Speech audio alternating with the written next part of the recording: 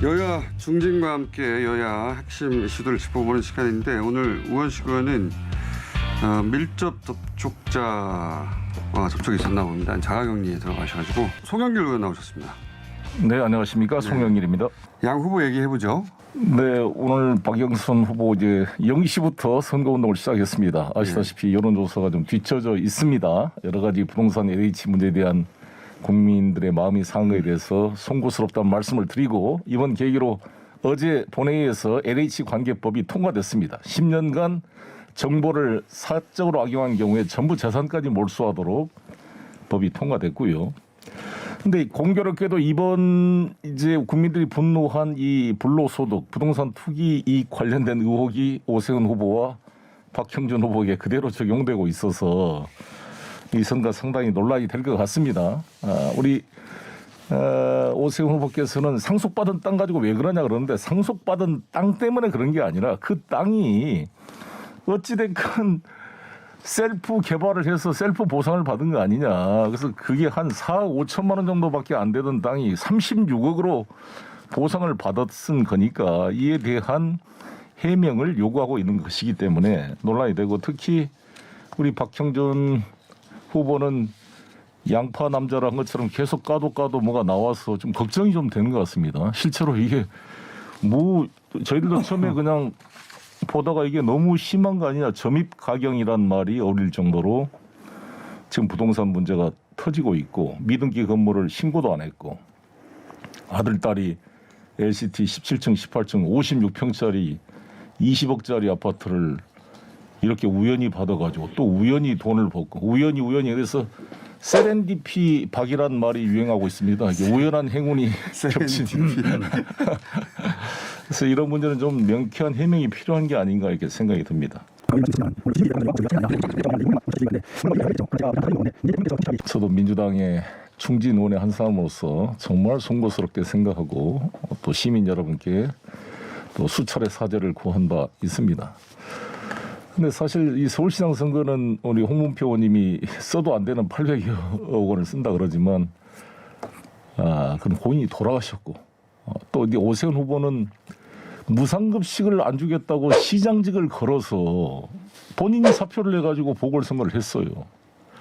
근데 그것도 저는 너무 좀 과잉 행동이라고 생각이 드는데 저도 인천시장을 해본 사람으로서 예산 사정에 따라 뭐 할 수도 있고 안 할 수도 있는 건데 이것을 시장직을 걸 정도로 했다는 것은 본인이 이 아이들의 무상급식 문제를 가지고 무상급식을 사회주의 뭐 진보 이런 걸로 프레임을 만들어서 보수의 아이콘이 되고자 하는 어떤 대권 욕심 표현 때문에 무리한 과잉 행동을 한 게 아닌가 이렇게 생각이 듭니다. 그리고 본인이 이제 여러 가지 세빛둥둥선 문제나 이 시정에 있어서의 문제점들을 가지고 한번 평가를 받은 분이기 때문에 우리 서울 시민들께서 균형적으로 보지 않을까 이렇게 생각이 듭니다. 그리고 저는 내곡동 땅을 국장 정결이라 몰랐다. 거기가 보금자리 주택 지구 지정을 몰랐다 이렇게 말씀을 하시는데 회의록을 보니까 그 김효수 국장이 아예 서울시의회 2009년 10월 회의록에 오세훈 시장께서 이건 안 맞는다고 지적까지 해줬어요. 이 그린벨트 해제에서 여기는 구릉지에 이런 데는 성냥갑 같은 아파트를 배제하겠다.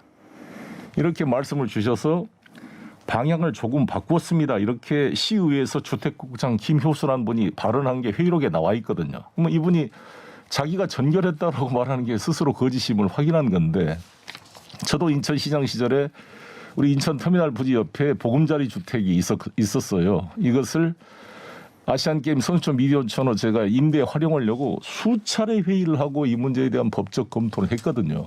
근데 이런 76만 제곱미터나 되는 땅을 보금자리 주택으로 지정하는 것을 SH공사 일이긴 하지만 시장이 몰랐다는 것은 무능을 자백하는 것이거나 직무유기를 자백하는 게 아닌가 그런 걱정이 됩니다. 더구나 박형준 후보도 미등기 건물이 어디 있는지도 몰랐다 실수다 이렇게 말하는데 시장이라는 것은 시민 전체의 생명과 재산을 관리하는 최종 책임자인데 자기 재산이 어디 있는지도 모르고 이게 불법인지도 모르고 이런 분들이 과연 이 시정을 관리할 수 있을 것인가에 대한 평가가 있을 거로 봅니다.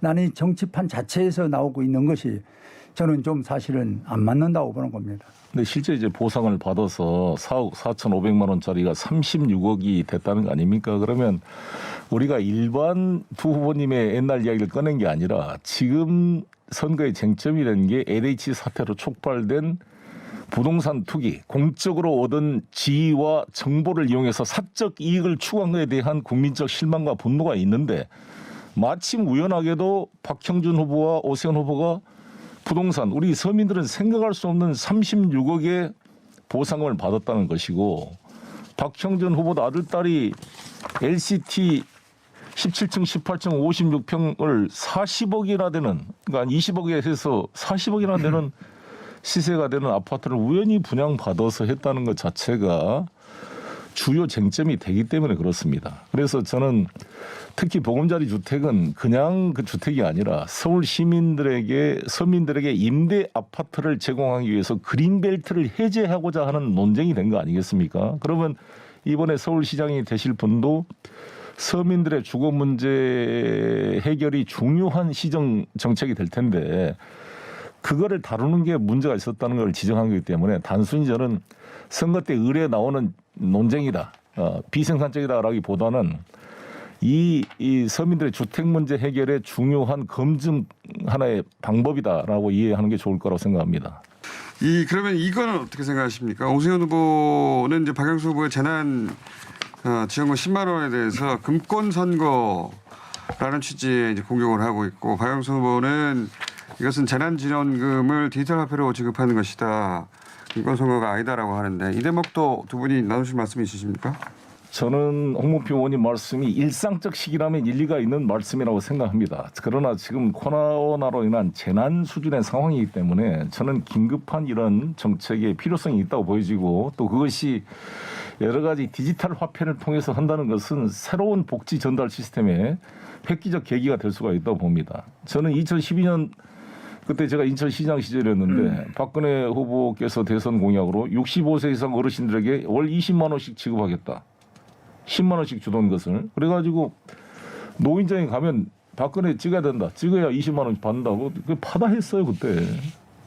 그렇게 했고 홍준표 대선 공약은 20만 원 기초임금을 30만 원 인상하겠다 이렇게 했습니다. 이건 일상적 시기였거든요. 근데 지금 우리 박영선 후보는 비상한 시기, 재난 수준의 시기라는 점을 감안했으면 좋겠습니다. 오늘 점잖으셔가지고 아니, 토론은 원래 이렇게 해야 되는 거 아니에요? 국회에서 그렇게 해주시고 저희 방송에서는 좀 더 격하게 해주셨으면 아니 좋겠는데. 근데 진짜 나는 격한 게 깜짝 놀랐는데 최근에 그거 보셨어요? 우리 홍 의원님 그 오세훈 후보가 전광훈 목사 하는 집회 나가 연설한 거? 나도 이거 토론하려고 동영상을 봤는데 아니 제가 오세훈 우리 변호사님하고 저도 잘 아는 분이고 참 좋아하는 분인데 아니 왜 이렇게 전광훈 목사 집회에 가서 문재인 독재자, 중증 치매 환자, 정신 나간 대통령, 넋두리 독재자 뭐 파면한다. 나는 전광훈 목사님 교회 장로님인지 깜짝 놀랐습니다. 왜 이렇게까지 됐을까요? 좀 우리 홍 변호사님 보시기도 좀 심한 거 아닙니까? 뭐 심할 수 있죠. 그런데 이 사람이 어떤 상황에 돌입하면은 자기 본의 아닌 얘기도 나올 수도 있는데 그때 당시 광화문의 분위기는 그런 얘기가 나올 수 있는 여건이 됐었어요. 그리고 오세훈 시장 되시면 이제 전광훈 집회가 계속해지는 거 아닐까요? 들어보세요. 그래서 저는 이야기가 그 장소와 따라서 조금씩 다를 수는 있는데 듣는 사람에 따라서는 지금 의원님이 지적한 대로 조금 과했다. 여기는 저도 동의를 합니다. 사실 뭐 잘 아시지 않습니까? 가덕도 문제 지금 7조 들어간다고 그러는데 홍문표 의원님 말씀 들으니까 가덕도 공항 추진 안 될 것 같네요. 그러니까 아니 이 법은 통과했지면은 그러니까 의지가 알겠습니다. 자 오늘 시간이 다 돼가지고 이렇게 화목한 마치 한 캠프에서 전략을 의논하는 듯한 대화 오늘 여기까지 하겠습니다. 자 송영길 의원, 홍문표 의원이었습니다. 감사합니다. 네, 감사합니다. 감사합니다.